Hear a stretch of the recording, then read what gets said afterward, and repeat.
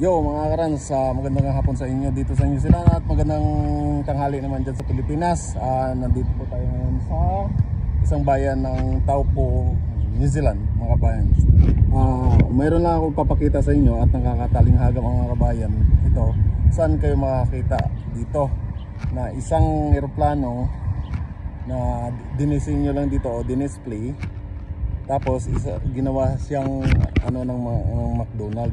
Parang isang palaruan ng mga bata mga kabayans ito. Ipapakita ko sa inyo mga kabayans. Yan. Ayan mga karans.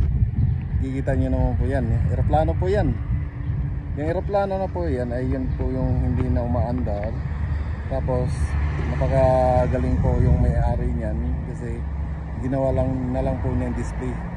At ang nakakatalinghaga po dyan ay ginawa pa fast food chain. Mayroon pa pong kainan dyan sa taas. Kung gusto mong mag-order ng pagkain dyan sa McDo, pupunta ka lang dyan sa taas, order ng pagkain, dyan ka rin po kakain.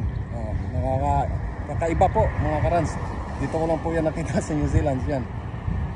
Pasensya na po kayo mga karans. Ngayon lang po ako ulit ang pagkita sa inyo. At sana tangkilikin niyo po itong aking video kahit na hindi man gaano kagandahan. Maraming salamat at sana po suportahan niyo po mga karans. Hanggang sa muli mga karans.